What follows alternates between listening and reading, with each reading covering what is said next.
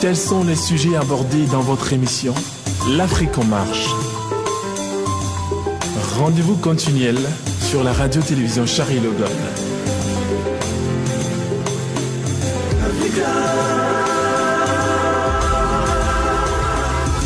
Bonjour chers frères et sœurs.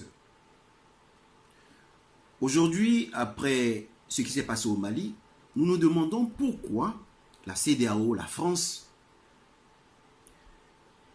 l'ONU parle d'un ordre constitutionnel au Mali, où le peuple veut prendre son destin en main, et face aux tueries en Côte d'Ivoire, face à la violation de notre constitution, eh bien, ces groupes, cette communauté dite internationale, ne dit rien et reste muette. Eh bien, vous devez comprendre qu'à Ouattara, il a été concédé l'autorisation de nous exterminer, l'autorisation de diminuer notre démographie. Plusieurs facteurs peuvent diminuer la démographie. Et l'un des facteurs, c'est la guerre.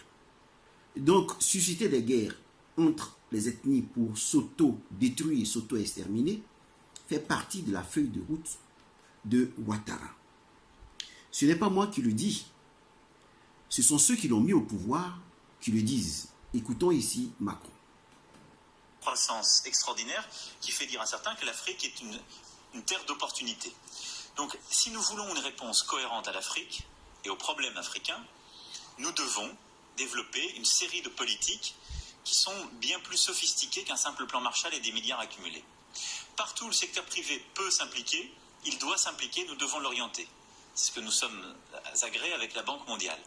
En matière d'infrastructures essentielles, d'éducation, de santé, là, il y a un rôle pour le financement public et c'est dans ce cadre que nous devons agir. C'est notre responsabilité. En matière de sécurité, nous devons agir en lien avec les organisations régionales africaines. C'est ce que, par exemple, la France fait avec l'opération Barkhane au Sahel, mais plus largement à travers ce que nous avons installé dimanche dernier au G5 Sahel. Développement, sécurité. Et ensuite, il y a une responsabilité partagée. Le plan Marshall que vous voulez pour l'Afrique, c'est aussi un plan qui sera porté par les gouvernements africains et les organisations régionales. C'est par le biais d'une gouvernance plus rigoureuse, de la lutte contre la corruption, d'une lutte pour la bonne gouvernance, d'une transition démographique réussie. Quand des pays ont encore aujourd'hui 7 à 8 enfants par femme, vous pouvez décider d'y dépenser des milliards d'euros, vous ne stabiliserez rien. Donc, voilà, le problème est posé. Si un pays a 7, 8 enfants par femme, tout ce que vous donnerez à ce pays, eh bien ce pays ne pourra rien faire. Alors que la Chine démontre le contraire. La Chine a plus d'1 milliard d'habitants et la Chine se développe assez bien. Mais pour l'Afrique, nous ne pouvons pas y arriver. Parce que quoi? Parce que il a dit plus tôt dans ce discours, vous reprenez la vidéo, il a dit que l'Afrique connaît un problème civilisationnel. Un discours qui rejoint celui de Sarkozy à Dakar. Donc, nous avons un problème de gouvernance, un problème de démocratie, un problème de trafic humain, un problème de trafic de drogue. Alors que ce sont eux qui ont installé Ouattara à la tête du pays. Ouattara viole la Constitution pour ne pas que nous arrivions à la démocratie. Il monte des dossiers contre ses opposants politiques pour les rayer tous de la liste, des listes électorales. Il fait tout pour ne pas que nous arrivions à la démocratie, pour confirmer les dires de ses maîtres. Voilà ce que fait Ouattara. Lorsque vous allez prendre le discours de Sarkozy sur le même thème, Sarkozy vous dira, les problèmes climatiques, il y en a eu toujours. Mais le plus gros problème qui se pose aujourd'hui au monde est le problème de la démographie. Et qu'en 2100, nous passerons de 7 milliards à 11 milliards de personnes. Voilà ce que dit Sarkozy. Ce qui signifie que Ouattara peut utiliser la guerre pour diminuer les populations ivoiriennes. Eh bien, la France se taira. Ouattara peut susciter la guerre au Burkina Faso. Le terrorisme au Burkina Faso. C'est son rôle, il est dans son rôle. Ouattara peut envoyer son armée aider Ibeka au Mali. Il est dans son rôle. Vous comprenez? Donc, si vous voyez que Ouattara envoie les cartels de drogue tuer les populations pour susciter la guerre entre les différentes ethnies, il faut que nous, les Africains, nous puissions surmonter, sinon déjouer ce plan, éviter ce piège. Alors vous allez nous dire, mais qui va nous défendre? Est-ce que les dirigeants des partis politiques peuvent nous défendre? Eh bien, c'est là que se trouve le plan caché de la France avec les opposants politiques en Côte d'Ivoire. Vous voyez, prenons le cas d'Ahmed Bakayoko, qui était le successeur désigné de Ouattara après Gon Coulibaly. Les événements récents nous montrent la gendarmerie nationale avec les jeunes, les trafiquants de drogue, les cartels de drogue, qui protègent leurs intérêts. Eh bien, si Ouattara n'est plus au pouvoir et que des enquêtes sont menées dans ce cadre-là, qu'est-ce qu'on va dire? C'est Ahmed Bakayoko qui était le ministre de la Défense. C'est lui qui sera accusé. Il était Premier ministre et ministre de la Défense. Et donc, la gendarmerie dépendait de lui.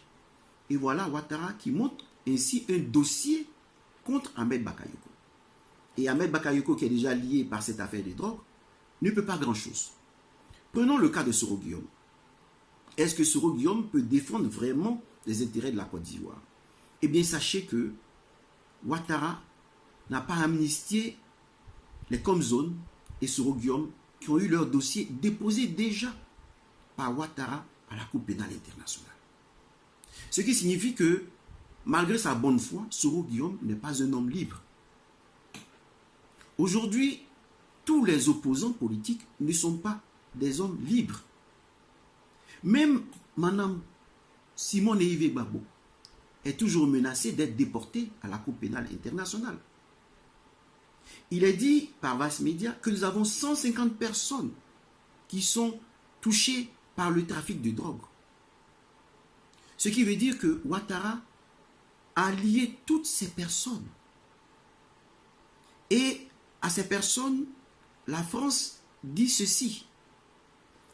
Si Ouattara perd le contrôle du terrain politique en Côte d'Ivoire, eh bien, l'armée va faire un semblant de coup d'État et on va vous porter au pouvoir pour une sorte de transition politique. C'est ce qui est dit à chacun de ces opposants politiques que vous voyez à côté de Ouattara et qui ne soulève pas le vrai problème de la CEI, de l'audit international, parce qu'ils doivent accompagner Ouattara. Vous voyez, il y a une phrase qui va vous permettre de mieux comprendre la situation politique ivoirienne. Une phrase biblique qui dit « Où se trouve le cadavre, se rassemblent les vautours ». Le cadavre, c'est le Christ, ce n'est pas l'Antichrist. C'est le Christ qui dit être né, être venu dans le monde pour rendre témoignage à la vérité au prix de sa vie. Là où se trouve ce cadavre, celui qui vit en ce monde, comme s'il n'était pas du monde, se rassemblent les faux prophètes, les vautours, ceux qui sèment le mensonge dans le cœur des gens. Voilà pourquoi il est dit dans ce passage biblique. Certains diront, je suis le Christ, ne les suivez pas. Voyez, là où se trouve le cadavre, se rassemblent les vautours. Eh bien, le président Laurent Gbagbo est quelqu'un qui a décidé de donner sa vie pour son peuple. Il a dit à une de ses rencontres avec les jeunes, je vais vous faire un cadeau. Le cadeau, c'est quoi? C'est le cadeau de la démocratie. Le cadeau que nous refuse Ouattara. Parce que la démocratie doit être pour les Africains et le président Laurent Gbagbo se bat pour cette démocratie, pour instaurer cette démocratie. Quand il était emprisonné, tous les opposants politiques allaient lui rendre visite sous prétexte qu'ils voulaient la réconciliation. Une fois libéré, tout le monde a fui. Pourquoi? Parce que beaucoup d'entre eux sont liés à la France et sont chargés de diviser son parti politique pour ne pas que l'on arrive à une unité nationale et à la victoire de la souveraineté nationale. C'est ce que vous devez comprendre. Et je vais vous rappeler une chose. Reprenez la vidéo du président au Golf Hotel. À un moment précis, les gens vont lui demander où vous vous trouvez, monsieur le président. Où vous vous trouvez? Où vous vous trouvez? Et il dira, mais je suis au Golfe. Pourquoi cette question? Parce que on voulait faire croire à l'opinion publique internationale que le combat qu'il mène était le combat d'un fou. Il n'est pas à même de mesurer les conséquences de sa lutte politique. Donc on voulait le faire passer pour quelqu'un qui n'est pas en possession de ses pensées, de ses idées. Et cette accusation a continué jusqu'à aujourd'hui. Tous les opposants politiques qui sont plus ou moins liés au président Laurent Gbagbo l'ont trahi et ont fait croire aux uns et aux autres que le président Laurent Gbagbo a perdu, disons, le fil de ses pensées en s'alliant, sinon en ayant pour seconde épouse Nadi Bamba. Eh bien, cette attaque vient déjà du Golf Hotel. Alors, qu'est-ce que vous devez comprendre? Est-ce que le président Laurent Gbagbo, comme le demandent certains, peut parler aujourd'hui? Non, puisqu'il y a un appel en cours. S'il dit aux populations de se lever contre le troisième mandat de Ouattara et qu'il y a des morts, on dira voilà, c'est lui qui est à l'origine de la guerre en Côte d'Ivoire. Et donc, le président Laurent Gbagbo doit s'en garder. Vous voyez? Et si le président Laurent Gbagbo, qui est lui-même passé par la Cour pénale internationale et qui est sorti indemne parce que personne n'a pu retenir contre lui des fautes, c'est lui qui peut aujourd'hui rassembler l'opposition contre la France et ses dirigeants qui donnent l'ordre à Ouattara de nous tuer. Voilà pourquoi on fait mains et pieds pour ne pas qu'il mette le pied en Côte d'Ivoire, parce que nous allons constater tout de suite sa popularité qui va balancer ce système de la France-Afrique. Vous voyez, c'est ce qu'il faut comprendre. Alors, au niveau des dirigeants politiques, nous ne devons rien attendre. Le plan caché avec ses opposants politiques, c'est d'avoir dit à toutes ces personnes, si Alassane perd le terrain politique, nous, on va vous installer à travers une armée qui va faire un semblant de coup d'État. Donc, une vraie armée qui viendra, va venir non pas pour la France, mais pour rassembler l'opposition ivoirienne, pour faire en sorte que tout le monde participe aux élections. Voilà pourquoi il est important que ces opposants politiques se battent pour, disons, un audit international des listes électorales. S'ils ne le font pas, c'est qu'ils sont là, au nom de la France, pour accompagner Ouattara. Eh bien, quelle solution faut-il adopter? Pourquoi l'opposition doit toujours, la société civile doit toujours être mobilisée? La société civile doit être mobilisée parce que la première mobilisation de la société civile a poussé Ouattara à commettre une erreur tactique. Ces jeunes qui sont sortis de nulle part pour attaquer les populations et susciter une guerre ethnique étaient prévus pour au moins le 31 octobre, non pour maintenant. Pourquoi? Parce que Adama Bitogo et tous ses partisans avaient menacé déjà l'Église catholique si elle sortait, si ses fidèles sortaient pour marcher pour la paix.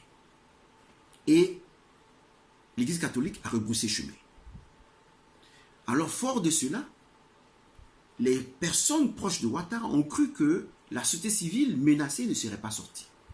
Et lorsqu'elle est sortie, Ouattara a perdu le contrôle et a envoyé ses chiens de guerre dans la rue pour tuer les uns et les autres. On frappe dans le camp des Malinqués, on frappe dans le camp des autochtones du Sud.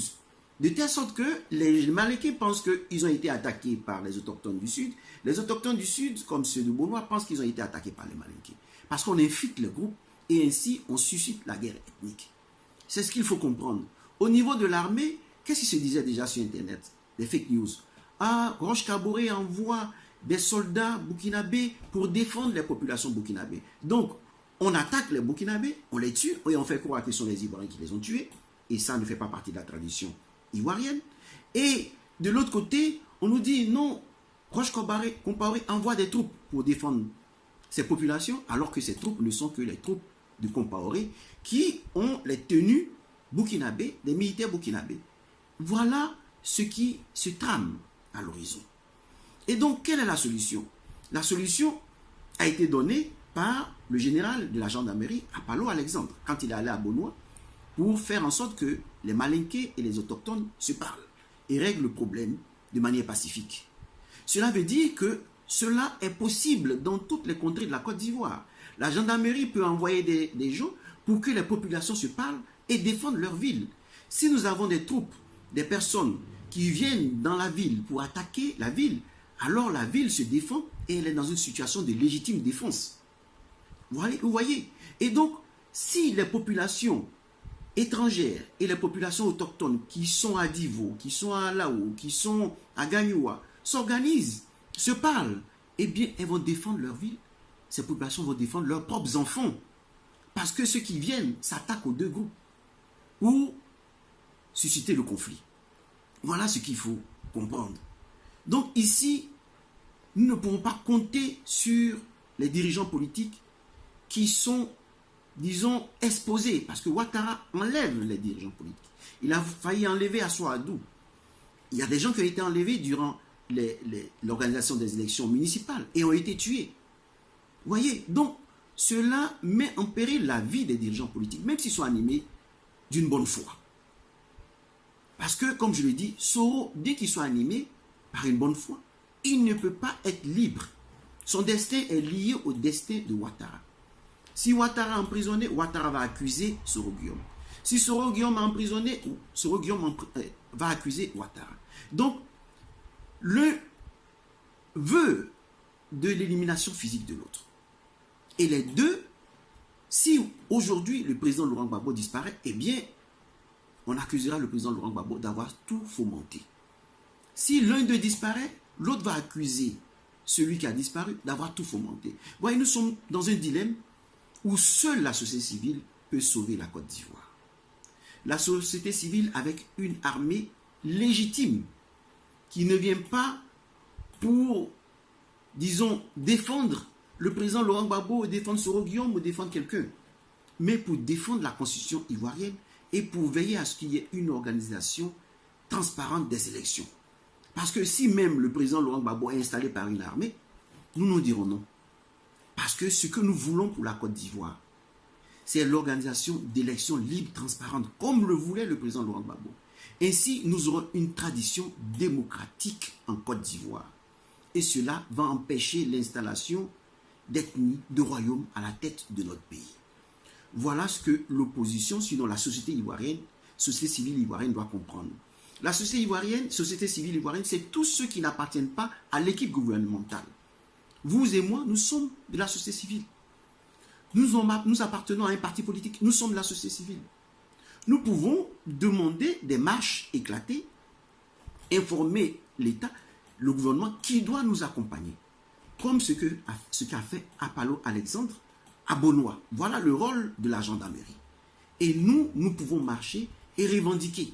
Si nous ne revendiquons pas, eh bien Ouattara ayant eu le permis de nous exterminer, va nous exterminer. Eh bien, ce que nous faisons ne sont pas des bêtises. Parce que certains le disent. Ah, nous ne sommes pas dans vos bêtises. Ce ne sont pas des bêtises. Si tu ne participes pas, eh bien tu seras attaqué. Voilà par exemple, je prends le cas de Taïro Adivo, qui a eu sa maison, qui a explosé. Qui sont ces personnes? Si vous réfléchissez bien, vous allez voir que ce jeune artiste, cet artiste, ne veut pas être lié au réseau de drogue. Et voilà qu'on l'attaque. Pourquoi cibler sa maison dans toute la ville de Divo? Parce que celui-là veut vivre dignement sa vie. Et les artistes qui sont liés au régime de Ouattara vont venir profiter de la situation pour essayer de s'attaquer à ses biens ou même essayer de s'attaquer à sa personne. Voilà ce que vous devez comprendre. Nous avons en face des cartels de drogue qui s'en prennent aux personnes qui luttent contre la drogue en Côte d'Ivoire.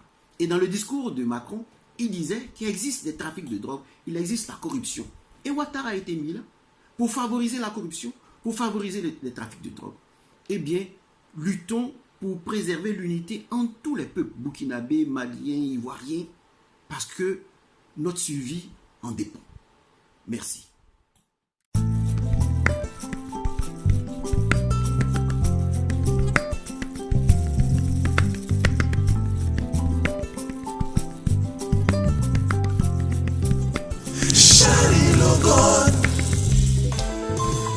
Tels sont les sujets abordés dans votre émission L'Afrique en marche.